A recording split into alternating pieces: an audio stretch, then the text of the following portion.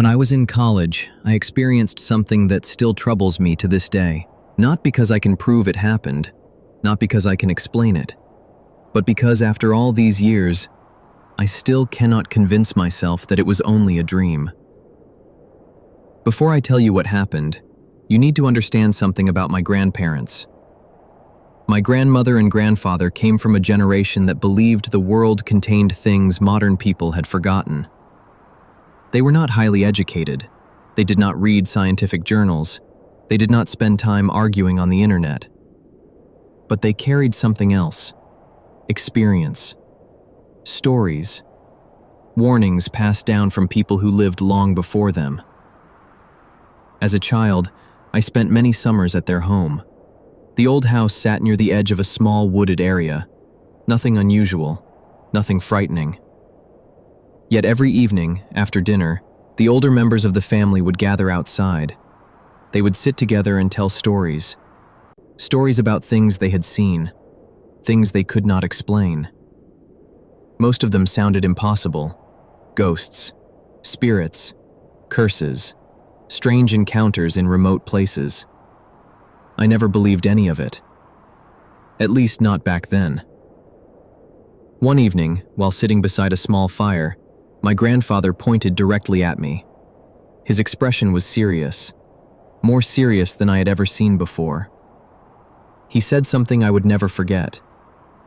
"When you grow up, never sleep in another person's bed."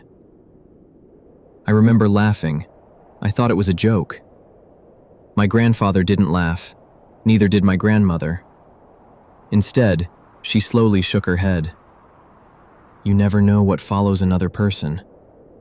You never know what they carry home. You never know what has become attached to them." The fire crackled between us. Nobody spoke. Even the adults seemed uncomfortable. I asked the obvious question. "What do you mean?" My grandfather stared into the flames. For a long moment, he said nothing. Then he quietly answered, "Some things do not belong to houses. They belong to people." At the time, I thought it was nonsense, just another old superstition, another story meant to frighten children.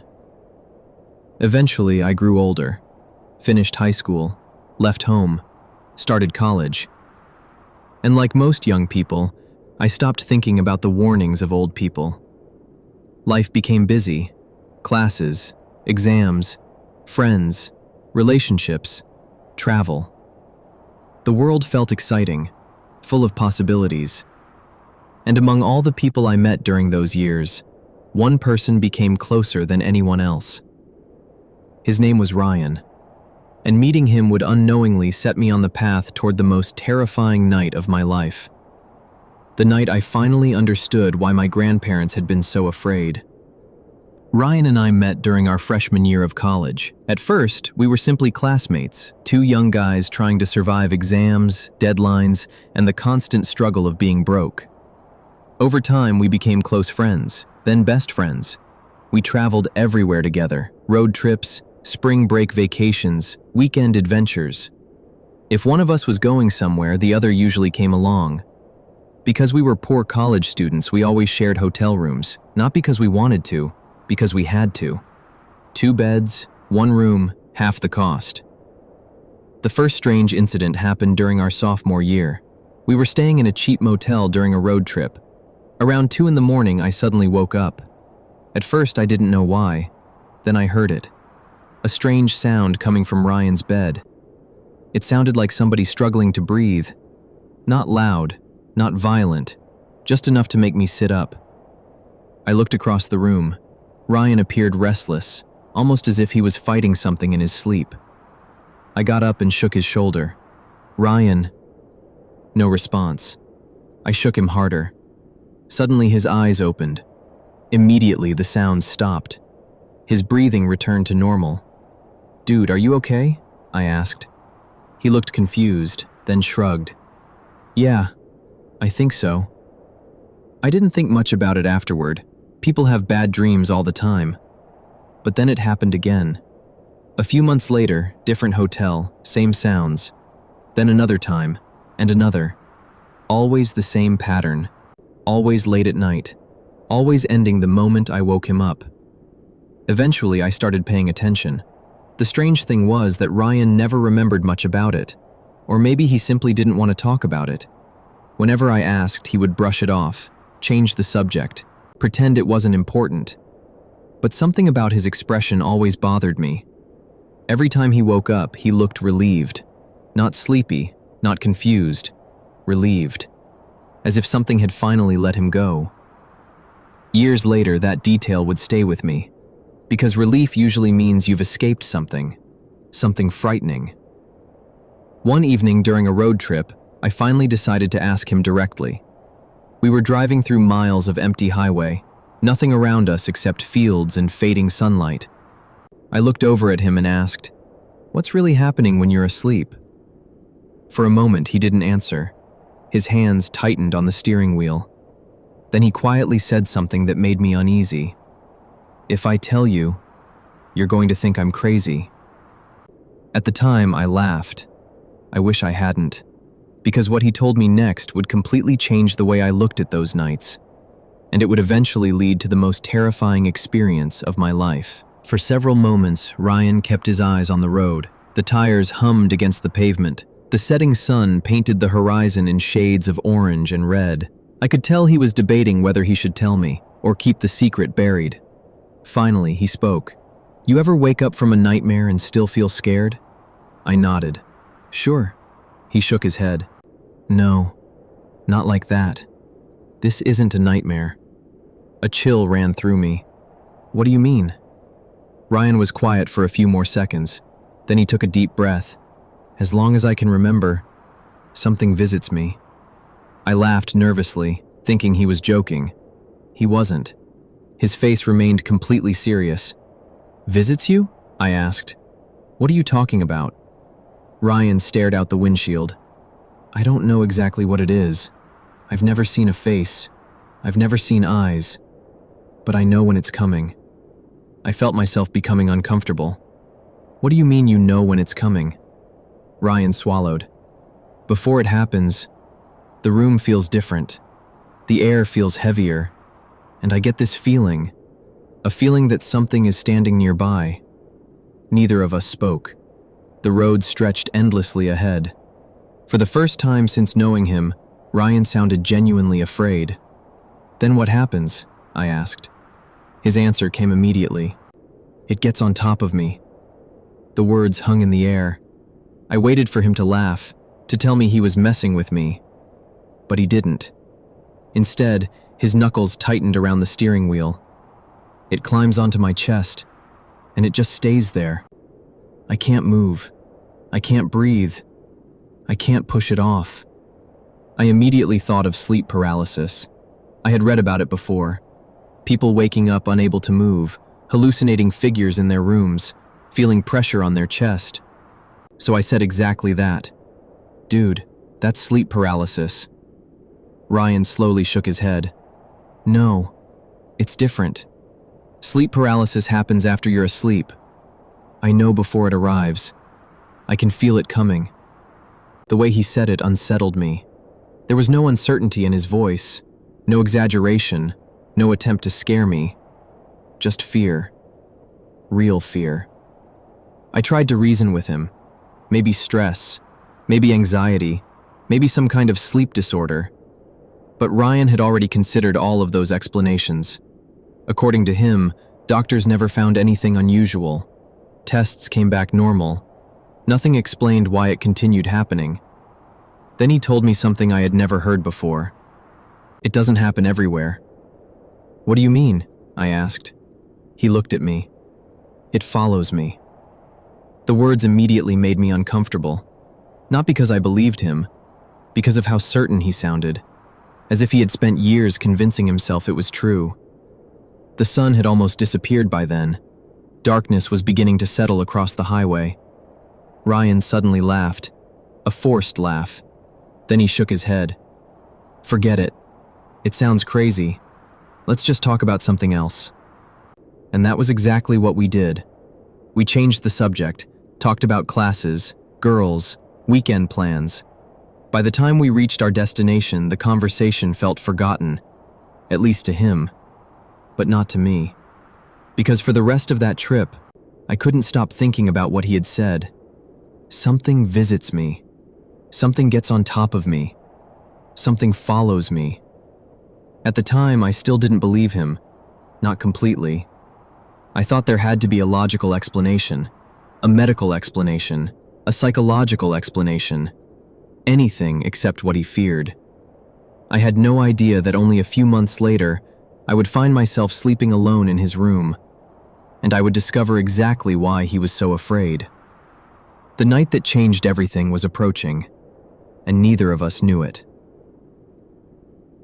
The summer eventually ended. Road trips became memories, vacation photos were stronger, and before we knew it, another semester had begun. The fall air arrived quickly that year. The mornings were colder, the leaves were changing color, and campus was once again crowded with students trying to figure out where they belonged. Ryan and I ended up living in the same dorm complex. Not because we planned it, it just happened that way. The building was newer than most student housing. It wasn't one of those old dorms with shared hallways and communal bathrooms. Instead, it felt more like a small apartment. There was a tiny kitchen, a small living area, 2 separate bedrooms, and each bedroom had its own bathroom. It gave us privacy while still allowing us to split expenses. For the first few weeks, life was normal. Classes, homework, late-night pizza runs, the usual college routine. Every now and then, Ryan would spend the night somewhere else, usually with a girl he was dating. Whenever that happened, I had the apartment to myself. And honestly, I enjoyed the quiet. As the semester continued, I occasionally remembered our conversation from the summer, the one about the thing that visited him. But college has a way of keeping people busy. Midterms arrived, projects piled up, and eventually, thoughts of strange shadows faded into the background, at least for a while. One evening, sometime in late October, Ryan came home from class looking unusually excited. The moment he walked through the door, I knew something had happened. He was smiling, checking his phone every few seconds, trying unsuccessfully to act casual. I laughed. "Dude, what girl are you talking to?" Ryan rolled his eyes, but the smile on his face gave him away. Maybe, maybe not, maybe not. That answer told me everything I needed to know. The rest of the evening passed normally. We ordered food, watched television, complained about classes. Nothing unusual, nothing strange, nothing that would have warned me about what was coming. Around 9 o'clock, Ryan finally stood up. He grabbed his jacket, checked his reflection in the bathroom mirror, then grabbed his keys. I immediately started laughing. "Oh, this must be serious." He pointed at me. "Don't wait up." I laughed harder. I wasn't planning to. A few minutes later, the apartment door closed, and I was alone. At the time, it felt like any other night. Nothing more, nothing less. I cleaned up a few things around the apartment, finished some homework, then eventually wandered into my bedroom. I grabbed a soda from the kitchen before heading inside, a decision I would soon regret. I sat down on the edge of my bed, opened the can, and reached for my laptop. That was when my elbow hit the drink. The can tipped over, and in less than a second, soda poured across my mattress, everywhere. I jumped up immediately, trying to save it, trying to stop the spreading mess, but it was hopeless. The liquid had already soaked deep into the center of the mattress. There was no dry spot left to sleep on. I stood there staring at the damage, annoyed, frustrated, and completely unaware that this small accident was about to change my life. At first, I considered sleeping on the floor. Then I looked down at the cold carpet. Absolutely not. I thought about sleeping on the couch, but it was small, uncomfortable, and barely long enough. Then a simple idea entered my mind. Ryan wasn't home, his bed was empty, and he probably wasn't coming back until morning. Without giving it much thought, I grabbed a pillow and walked toward his room. It seemed like the most logical solution, the easiest solution, the harmless solution. If only I had known what was waiting for me inside that room. If only I had listened to my grandparents all those years ago. I was going to experience something that would stay with me for the rest of my life.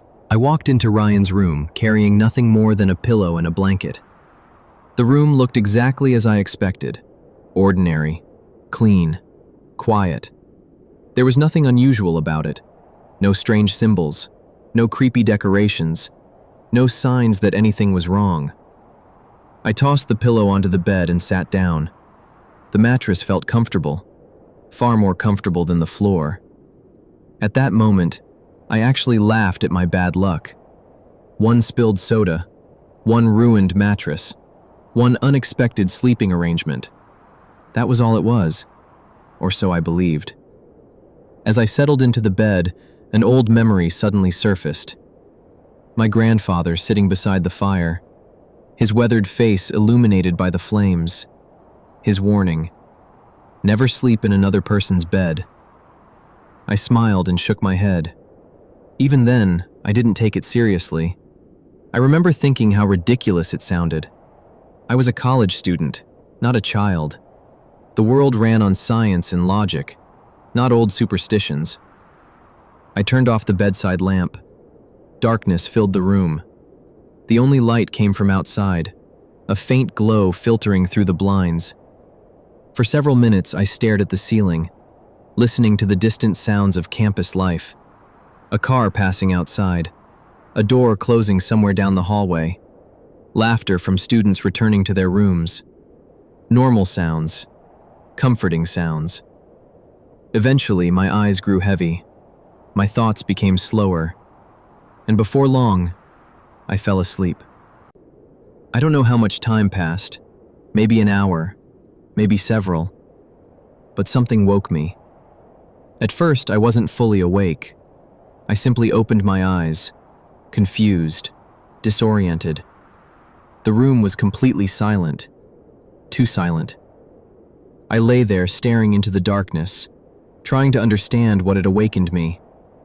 Then I noticed something strange. I couldn't move. At first, I thought I was imagining it. I tried moving my hand. Nothing. I tried moving my legs. Nothing. Not even a finger responded. A wave of panic immediately rushed through me. My eyes darted around the room. I was awake. I knew I was awake. Yet my body refused to obey me. I tried sitting up. Nothing happened. I tried yelling. No sound came out. The harder I fought, the more terrified I became. Then I remembered Ryan's story. Something visits me. Something gets on top of me. Something follows me. I immediately tried convincing myself it was sleep paralysis. That's all this was. Nothing more. My mind was creating fear where none existed. That explanation helped. For about 5 seconds. Because that's when I felt it. Weight. Pressure. A heaviness against my chest. At first it was subtle, like someone had placed a heavy blanket over me. Then it grew stronger, and stronger, and stronger. The pressure became almost unbearable. Every breath required effort. My lungs felt compressed, as though something was slowly pushing the air out of them. My heart began racing. I could hear it pounding inside my ears. The room suddenly felt colder. Much colder. Cold enough that goosebumps formed across my arms. And then, I realized something that made my blood run cold. The pressure wasn't coming from nowhere. It felt as though something was physically sitting on top of me. Something heavy. Something real. Something I could not see. My breathing became shallow. My chest tightened. And deep inside me, a terrible realization began to grow. Maybe Ryan wasn't imagining it. Maybe he hadn't been exaggerating. Maybe whatever had been visiting him had finally found me. And what happened next would become the most terrifying moment of my entire life. The weight continued pressing down on my chest. Every breath became harder than the last. I tried to move my arms. Nothing. I tried to move my legs. Nothing. It felt as though my entire body had been nailed to the mattress. My heart was pounding so hard I could hear it. Thump. Thump. Thump. Each beat louder than the one before. I forced myself to stay calm. This is sleep paralysis. That's all this is. Nothing more. Nothing supernatural. Nothing dangerous. But deep down, I wasn't convincing myself. Because something felt wrong. Terribly wrong. The room had become unnaturally cold. Not the normal chill of an autumn night. This cold felt different. Heavy. Empty. Dead. I could actually see my breath. At least I thought I could. A faint mist appearing every time I exhaled, then disappearing into the darkness. My eyes slowly moved across the room, searching, looking for anything that might explain what was happening. The desk, the chair, the closet door, everything looked normal. Then my eyes reached the far corner, and my stomach dropped. Something was standing there. At first, I thought it was a shadow, a trick of the darkness, a pile of clothes, anything, everything, anything except what I was actually seeing. The shape was taller than the chair beside it. Too tall, too dark, almost as if it absorbed the little light that existed in the room. I stared at it, and it stared back. I couldn't see eyes, I couldn't see a face, but somehow, I knew it was looking directly at me. A surge of panic exploded through my body. I tried to scream. Nothing came out, not even a whisper.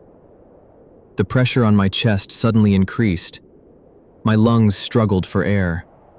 I felt as if I were drowning while lying in bed. The figure remained motionless, watching, waiting. Then something happened. The shape moved. Not quickly, not suddenly. Slowly, deliberately. One step forward, then another. The darkness around it seemed to move with it, like shadows were clinging to its body, following wherever it went. My entire body screamed for me to run, but I couldn't move. I couldn't even turn my head away. The figure reached the side of the bed and stopped. I could feel its presence beside me, close enough to touch, close enough to hear if it decided to speak. Then slowly, very slowly, it leaned over me. The pressure became unbearable. My vision began to blur. Dark spots appeared around the edges of my sight. I genuinely believed I was about to pass out. And then, for the first time, I heard something. A sound. Not a voice. Not exactly. More like a whisper carried by the wind. So faint I couldn't understand it. Yet somehow it sounded close to my ear. The whisper continued. Soft. Unnatural. Ancient. I couldn't make out the words, but every instinct in my body told me one thing. Whatever was standing over me should not have been there. And then the whisper suddenly stopped. The room became silent once again. Completely silent. What happened next would become the most terrifying moment of the entire encounter. Because for the first time, I was finally going to see it clearly. The room fell completely silent. No sound from outside. No sound from the hallway. No sound from the heating system. Nothing. Only the sound of my own heartbeat. Fast. Loud. Desperate. The figure remained leaning over me, close enough that I could feel its presence, close enough that every instinct inside me screamed that something was terribly wrong. I tried once more to move. Nothing. Not even a finger. It was as if my body no longer belonged to me. Then something changed. The darkness surrounding the figure began to shift, almost like smoke moving underwater. Slow. Unnatural. For the first time, I could begin making out details. Not many, just enough. Its shape appeared human, but only in the loosest sense. Too tall. Too thin. Its arms seemed longer than they should have been. Its shoulders unnaturally narrow. The more I looked at it, the more wrong it appeared. Like something attempting to imitate a person, but failing. A terrible thought entered my mind. What if Ryan had been seeing this for years? What if every strange sound I had heard in hotel rooms, every desperate gasp, every restless night, had been because of this thing? The idea terrified me. not only because of what I was seeing, but because it meant Ryan had been enduring it alone. The figure slowly lowered its head toward my face. Closer. Closer. I wanted to close my eyes. I wanted to look away. But I couldn't. I was trapped. Then I saw what should have been its face, and my blood ran cold. There was almost nothing there. No clear features. No recognizable expression. Just darkness. A darkness deeper than the room around it. Yet somehow, I knew it was studying me, examining me, realizing I wasn't Ryan. That realization struck me immediately. For the first time, I felt something shift in the atmosphere, as though the thing itself had become confused. The pressure on my chest lessened slightly. Only slightly, but enough for me to notice. Then the whispering returned. Faint, barely audible, like distant voices speaking through a wall. This time, I thought I heard individual words, not clearly, not enough to understand, just fragments, broken sounds, half-finished syllables. The harder I listened, the more frightened I became. Because the voice didn't sound human. Not old, not young, not male, not female. Just wrong. Then suddenly, the figure jerked its head toward the bedroom door, as if it had heard something. The whispering stopped instantly. The room became silent again. For several seconds, nothing moved. Neither the figure nor me.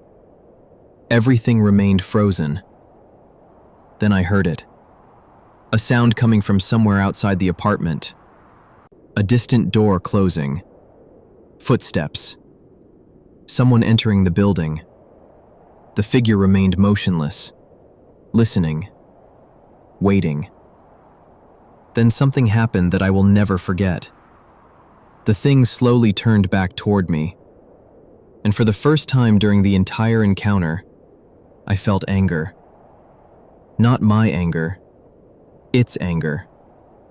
A sudden wave of hostility filled the room. Pure hostility. Cold. Violent. Ancient.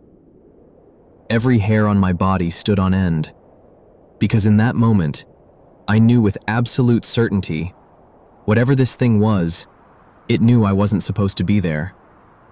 And I had the terrifying feeling that I had interrupted something that had been happening for a very long time. Something that was never meant to be witnessed. Outside the apartment, the footsteps were getting closer. Closer. Closer. And the figure seemed to know exactly who was coming. The footsteps continued moving closer. Slowly. Steadily. Coming down the hallway outside the apartment. The figure remained beside the bed, completely motionless. Yet I could feel something changing. The anger that had filled the room moments earlier was growing stronger, almost as if it had been interrupted, almost as if it was waiting for someone. The footsteps stopped, right outside the apartment door. My heart nearly stopped. I knew who it was. Ryan. A key slid into the lock. The sound seemed unnaturally loud, metal scraping against metal. Then came the click. The door unlocking. The instant that sound echoed through the apartment, the figure reacted. Its head snapped toward the living room. Not slowly. Not naturally. Violently. The movement was so sudden that a surge of terror shot through me. Whatever this thing was, it had been waiting. The apartment door opened. I heard Ryan enter. Then the familiar sound of the door closing behind him. His keys landed on the kitchen counter. Just another ordinary night. Except nothing about this night was ordinary. The figure remained frozen, listening, watching, waiting. Then I heard Ryan's footsteps moving through the apartment, the living room, the kitchen, then toward the hallway.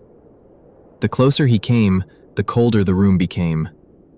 The air felt heavy, oppressive, as though the room itself was holding its breath. Ryan stopped outside his bedroom door, only a few feet away.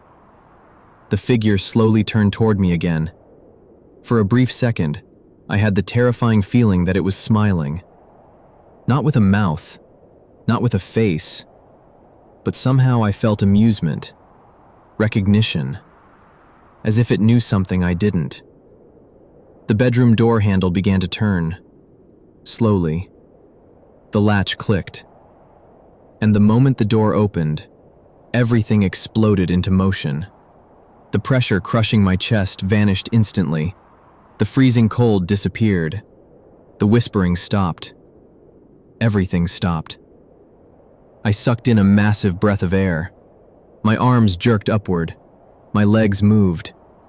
My body was finally mine again. I shot upright in bed, gasping. Sweat poured down my face. My entire body was trembling. Ryan stood frozen in the doorway, staring at me, completely confused. "Dude, what happened?" I couldn't answer. Not immediately. I was too busy trying to breathe, trying to convince myself I was awake. I looked around the room. The corner was empty. The darkness looked normal. The cold was gone. Nothing appeared out of place, yet I knew what I had seen, and I knew what I had felt. Ryan stepped closer, concern replacing confusion. "Are you okay?" I looked directly at him, still shaking, still terrified, and I asked the only question that mattered. "How long?" Ryan frowned. "What? How long has it been happening?" The color immediately drained from his face. He didn't ask what I meant. He didn't ask what I saw. He didn't ask why I was asking. Instead, he already knew. And that frightened me more than anything else. Because the look in his eyes told me one thing.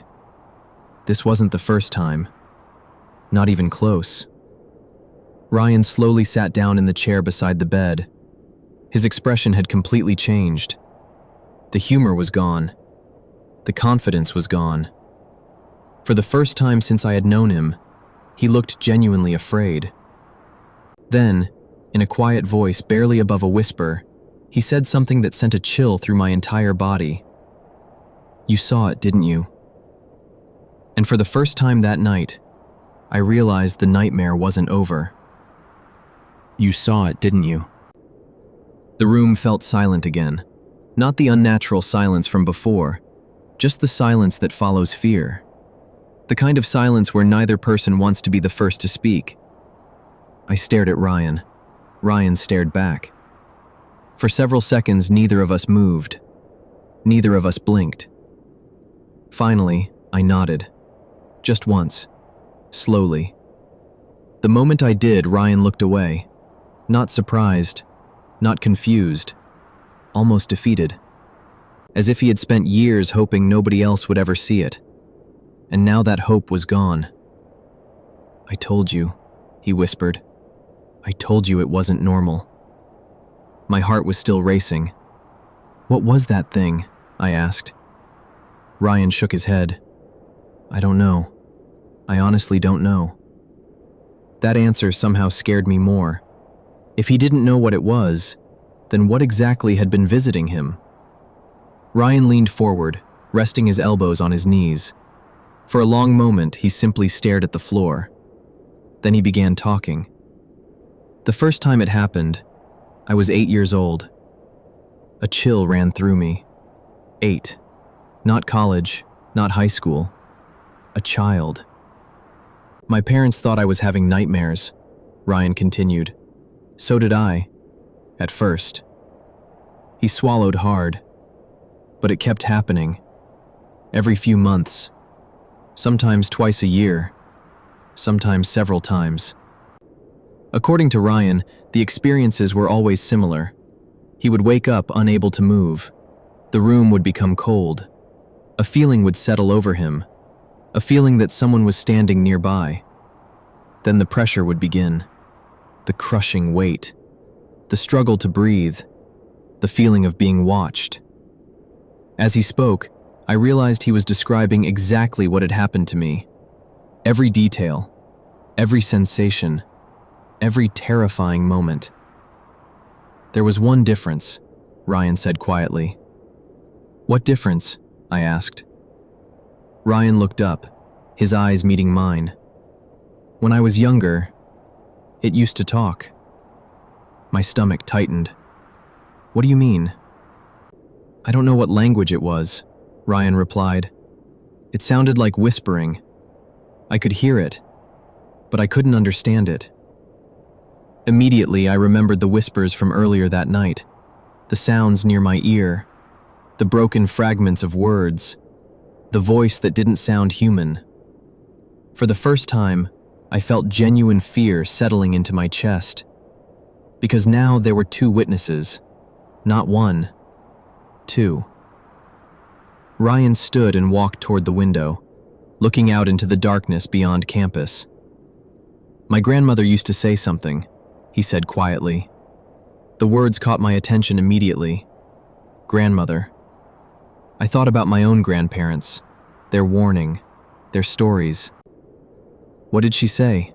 I asked. Ryan hesitated, then answered. She said some things attached themselves to people. My blood ran cold. The words were disturbingly similar to what my grandfather used to say. Far too similar. Ryan continued staring out the window. When I was a kid, she thought something had followed our family. Something old. Something that refused to leave. I wanted to dismiss it. I wanted to tell him there had to be another explanation. But after what I had just experienced, the words wouldn't come.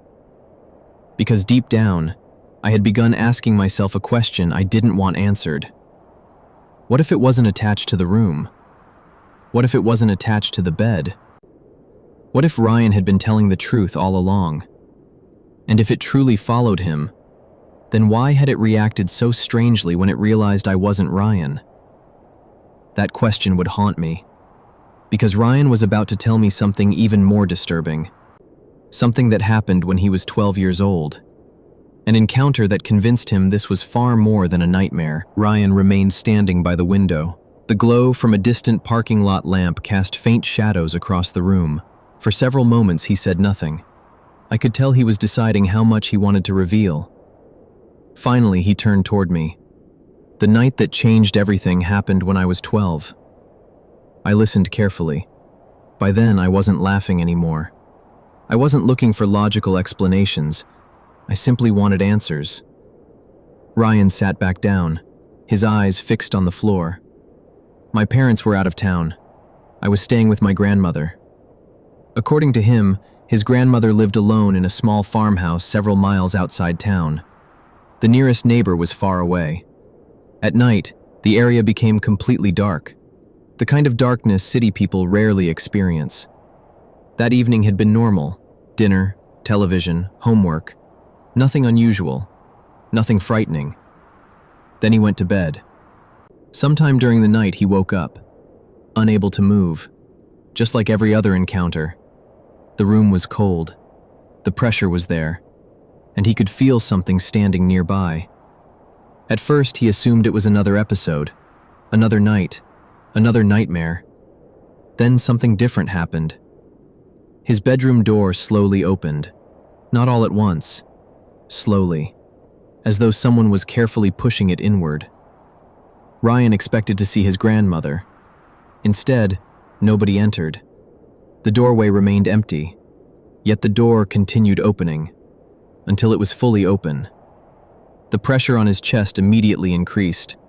The cold became worse, and for the first time in his life, he felt genuine terror. Then he heard footsteps, not outside the room, inside the room. My stomach tightened. Ryan looked up at me, his face completely serious. I couldn't see anything, he said, but I could hear it walking. One step, then another, then another. Slow footsteps crossing the room, approaching the bed, approaching him. The sound eventually stopped, right beside him, close enough to touch. Then everything went silent, completely silent. For several seconds, nothing happened. Then he heard a voice. Not a whisper this time, a voice. Ryan said he couldn't understand the words, yet somehow he knew they weren't meant for him. Almost as if he was overhearing a conversation that didn't belong in this world. Then suddenly, the bedroom light turned on. The pressure vanished, the cold disappeared, and his body could move again. Standing in the doorway was his grandmother, terrified, absolutely terrified. According to Ryan, she rushed to the bed and grabbed him. She kept asking if he was okay, if he was hurt, if he had spoken to anyone. At first, he didn't understand why she was acting that way. Then he noticed something. His grandmother was shaking, actually shaking. He asked what was wrong. She refused to answer, at least not immediately. The next morning, after hours of questioning, she finally told him. Something had awakened her during the night. A feeling. A bad feeling. The kind that tells you something is wrong. So she got out of bed and walked toward his room. When she reached the hallway, she saw his bedroom door standing open, and she saw something else. Ryan's grandmother claimed there was a shadow standing beside his bed. A tall shadow, darker than the darkness around it, watching him. The moment she switched on the light, it disappeared. The room fell silent. Neither of us spoke. Neither of us moved. Because for the first time that night, I wasn't hearing a story from someone who had been asleep. I was hearing about a second witness, someone who had supposedly seen it too. Ryan slowly looked toward me, and that's when my grandmother became convinced. Convinced of what? I asked. Ryan's expression darkened. That something had attached itself to our family. What he told me next would make that idea even harder to dismiss. The room felt smaller somehow. The more Ryan talked, the more uncomfortable I became. Not because I completely believed him, but because too many pieces were beginning to fit together. Ryan sat quietly for several moments. Then he spoke. My grandmother believed it started long before I was born. A chill moved through me. How long before? I asked. Ryan took a slow breath. She thought it started with my grandfather. According to Ryan, his grandfather had been a hard-working man, a farmer, a hunter, the kind of person who spent most of his life outdoors. He wasn't known for telling ghost stories. He wasn't known for believing in strange things. In fact, he was exactly the kind of person who would laugh at such stories. Until one particular autumn, an autumn his grandmother never forgot. Ryan explained that decades earlier, his grandfather had gone hunting alone. Nothing unusual about that. He had hunted those woods for years. He knew every trail, every creek, every hill. Then one evening, he returned home different. Not injured, not sick, just different. According to his grandmother, he barely spoke during dinner, barely touched his food, and spent most of the evening staring out the window. When she asked what was wrong, he refused to answer, at least at first. But later that night, he finally told her something. While hunting, he had become separated from his usual route. Nothing dangerous, just temporarily lost. The sun was setting, the forest growing darker, and that's when he noticed someone standing between the trees. A figure, motionless, watching him, from a distance. At first, he assumed it was another hunter, so he called out. No response. He called out again. Still nothing. The figure simply stood there, watching, not moving, not speaking, just watching. Then something strange happened. His grandfather took a few steps forward. The figure took a few steps backward, always maintaining the same distance, always staying just beyond clear sight. For nearly 10 minutes this continued. Forward, backward, forward, backward. Then suddenly, the figure was gone, completely gone. as if it had never been there. His grandfather searched the area. Nothing. No footprints. No broken branches. Nothing. Eventually, he found his way home. But according to Ryan's grandmother, he was never quite the same afterward. At first, it was small things. Restless nights. Strange dreams. A feeling that someone was watching him. Then came the sounds. Footsteps outside the house. Knocking on windows. Doors that somehow opened during the night. His grandfather blamed animals, the wind, his imagination, anything except what he secretly feared. Then one night, he woke up screaming. The entire house heard it. Ryan's grandmother rushed into the room and found him sitting upright in bed, drenched in sweat, unable to speak. It took nearly an hour before he finally calmed down. When he did, he told her something she never forgot. He was standing in the room. Those were the only words he would say. Nothing more, nothing less. The room fell silent. I could feel my heartbeat again. Slow, heavy, uneasy. "Do you think it was the same thing?" I finally asked. Ryan didn't answer immediately. Instead, he looked directly at me. Then he said something that sent a chill through my entire body. "My grandmother didn't think it followed our family." I frowned. "What do you mean?" Ryan's expression darkened. She thought it was waiting for someone. And what he told me next would become the most disturbing part of the entire story. The room felt colder again. Not because the temperature had changed, but because of what Ryan had just said. She thought it was waiting for someone. I stared at him, trying to understand what he meant. "Waiting for who?" I asked. Ryan leaned back in his chair, his face pale, his eyes tired. The look of someone who had carried a burden for far too long. My grandmother believed it wasn't attached to a place. It wasn't attached to an object. And it wasn't attached to a house. She believed it was waiting for a specific person to be born. A chill moved down my spine. The statement sounded ridiculous, impossible. Yet after everything I had experienced that night, I couldn't immediately dismiss it.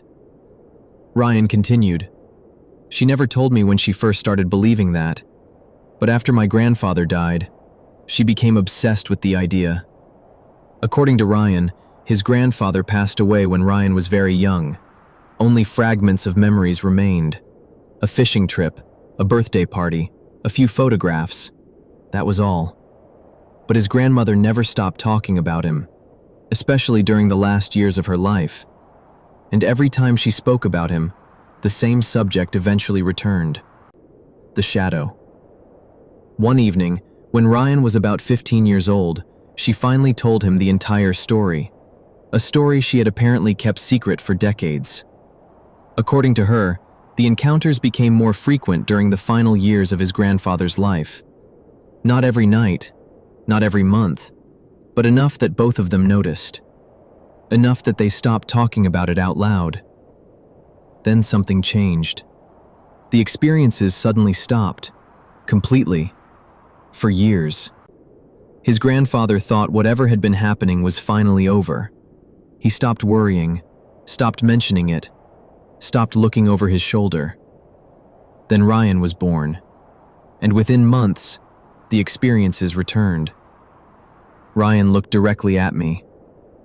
That's why she became convinced. Convinced of what? I asked. He swallowed hard. That it wasn't interested in my grandfather. Not really. She thought it was interested in me. The room fell silent. Neither of us spoke. The idea sounded insane, yet there was something deeply unsettling about it. According to his grandmother, the timing was too perfect. Years without incidents. Years of peace. Then suddenly, shortly after Ryan's birth, everything started again. Nightmares, strange sounds, unexplained fear, the feeling of being watched. As Ryan grew older, the encounters grew stronger, or at least that's what his grandmother believed. And eventually, the things seemed to focus entirely on him. I wanted to challenge the story. I wanted to point out how impossible it sounded. But then I remembered what happened in his bed. The pressure, the cold, the figure, the whispers. Most disturbing of all, the way it reacted when Ryan returned, as if it recognized him, as if it had been expecting him. That memory sent another chill through me, because I suddenly realized something I hadn't considered before. "What happened when it realized you weren't in the bed?" I asked. Ryan's expression changed immediately. A look of concern crossed his face. Then something else. Fear. Because that was the one question he had been avoiding. The one question he clearly didn't want to answer. When he finally spoke, his voice was barely above a whisper. "That's the part that scares me the most." And what he revealed next would keep me awake for many nights afterward. "That's the part that scares me the most." Ryan's words hung in the air. Neither of us spoke. The apartment felt unnaturally quiet. Outside, somewhere in the distance, a car passed through campus. Then, silence returned. I stared at him, waiting. Finally, I asked, "What do you mean?" Ryan looked toward his bedroom door, as if making sure it was closed, as if making sure nobody else could hear. Then he leaned forward. "When I was younger, I tried to prove to myself it wasn't real." I frowned. "How?" He sighed. "Sleepovers." That wasn't the answer I expected. Ryan nodded. "When I was a kid, I never told anyone what was happening. I was embarrassed. I thought people would think I was crazy. So whenever friends spent the night at his house, he kept quiet. He never mentioned the shadow, never mentioned the pressure, never mentioned the whispers. For years, nothing happened. His friends slept normally. No strange experiences, no unexplained incidents. That gave him hope. Hope that maybe it really was just nightmares. Maybe his grandmother was wrong. Maybe he was imagining everything. Then one summer night changed that. Ryan was 14. One of his closest friends stayed over. The two of them spent the evening playing video games and watching movies. Nothing unusual. Nothing frightening. Around midnight, they went to sleep. Ryan in his bed, his friend on a mattress across the room. Sometime during the night, Ryan woke up. The room was cold. The pressure was there. And he immediately knew. It had returned. He couldn't move, couldn't speak, couldn't even turn his head. Exactly like every other encounter. But this time, something was different. His friend was awake. According to Ryan, he could hear him breathing, could hear him shifting on the mattress, could hear him moving around the room. Then suddenly, his friend screamed. Not a startled yell, not a bad dream, a genuine scream. The kind that comes from pure terror. The next thing Ryan remembered was waking up, fully awake, able to move again. The room was normal. The pressure was gone. The cold had disappeared. His friend was sitting against the wall, white as a sheet, shaking, terrified. Ryan asked what happened. At first, his friend refused to answer. He only wanted to go home, immediately. Eventually, after repeated questions, he finally spoke. And what he described made Ryan's blood run cold. His friend claimed he woke up during the night and saw a dark figure standing beside Ryan's bed, watching him, completely motionless. At first, he assumed it was one of Ryan's parents checking on them. Then the figure began moving, slowly, leaning over Ryan, getting closer. The friend said something felt wrong, terribly wrong. So he sat up, and that's when the figure turned toward him. The moment it faced him, he screamed. And according to him, the figure simply vanished. I felt goosebumps run across my arms. because the story sounded disturbingly familiar. Too familiar. Ryan looked directly at me. "That's why your experience scares me." "Why?" I asked. His expression darkened. "Because it knew." "Knew what?" Ryan took a deep breath. "It knew you weren't me." The room felt colder. Not physically, emotionally. The weight of his words settling over us. I remembered the moment the figure leaned over me, the moment it seemed to hesitate, the moment the atmosphere changed. Ryan slowly nodded. "As soon as it realized you weren't me, everything changed. And I don't know why." Neither did I, but deep down, I wasn't sure I wanted the answer. Because if the thing truly recognized people, if it truly knew who Ryan was, then it wasn't a dream. It wasn't a hallucination. And it wasn't random. What Ryan revealed next would be even more disturbing. Because according to his grandmother, the shadow wasn't the only thing that had been seen. Ryan sat quietly for a long time. Neither of us wanted to continue the conversation. But after everything that had happened, there was no turning back. Finally, I asked him one question. "Did your grandmother ever actually see it?" Ryan nodded, slowly. "More than once." A chill crept up my spine. "I already told you about the night she saw the shadow beside my bed.